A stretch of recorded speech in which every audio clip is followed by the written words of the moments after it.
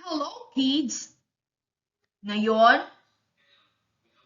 may iba pang maikling kwento na ating babasahin. Pinamagatan, ang batang si Potpot. Mga bata, maaari niyo ako muling sundan at sabayan sa pagbabasa ng maikling kwentong ito. Pagkatapos ay maaari niyong sagutan ang mga iba't ibang tanong.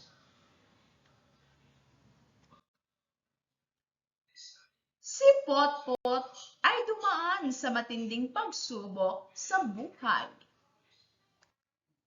Mula pagkabata ay naranasan niya ang lahat ng uri ng hirap, ngunit nagpatuloy siya sa pag-aaral at nagsumikap para makapagtapos. Siya ay naging alagad ng batas at tumutulong sa mga mahihirap at sa lahat ng nangangailangan ng tulong. Sagutin ang mga tanong. Unang tanong, anong naging trabaho ni Potpot? A. Alagad ng sining. B. Alagad ng batas. C. Alipin ng Pangulo. D. Tanod.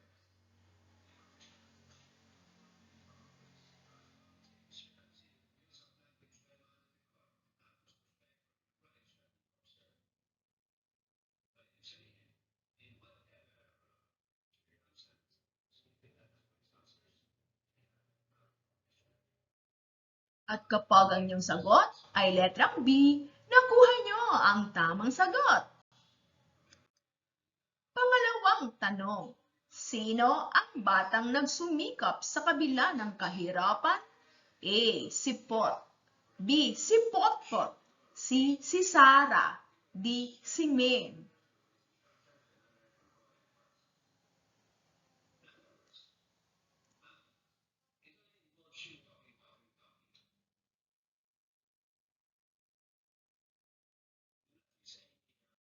At kapag ang inyong sagot ay letrang D, nakuha nyo ang tamang sagot. Pangatlong tanong, paano tumutulong si Potpot sa mga tao? A.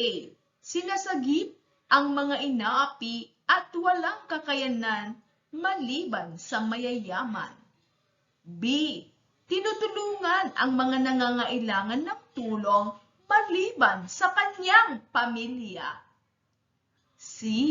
Tinutulungan ang mga mayayaman at nasa kapangyarihan maliban sa mahihirap. D. Ginagawa ang kanyang responsibilidad bilang alagad ng batas.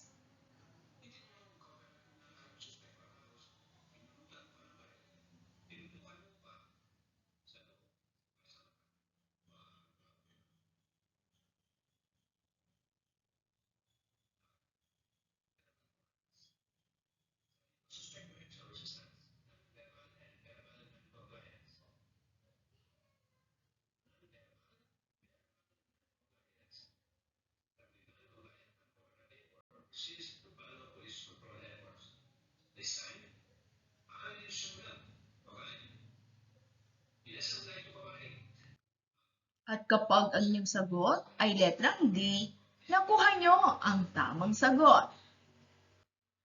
Pang-apat na tanong, bakit nagtagumpay si Potpot? A. Nagsumikap sa pag-aaral at tiniis lahat ng kahirapan. B. Nagpursige at nagpapalibre ng pagkain sa kakilala. C. Buong husay niyang ginampanan ang pagiging estudyante upang makapagtapos. D. A at C.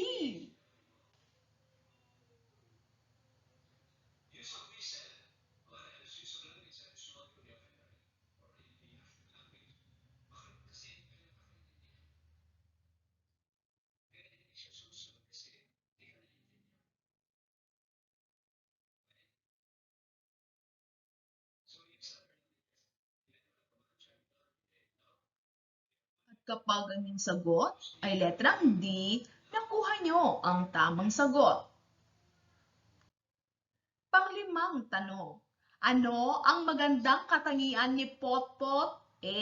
Ang batas ay para sa mga mayayaman lamang. B. Pinipili ang tinutulungan. C. Lahat ng nangangailangan ng tulong ay kanyang tinutulungan.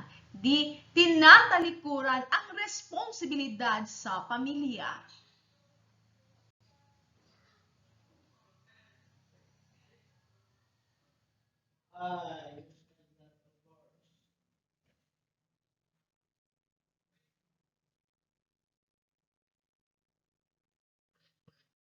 At kapag ang iyong sagot ay letrang C, nakuha nyo ang tamang sagot. Binabati kita.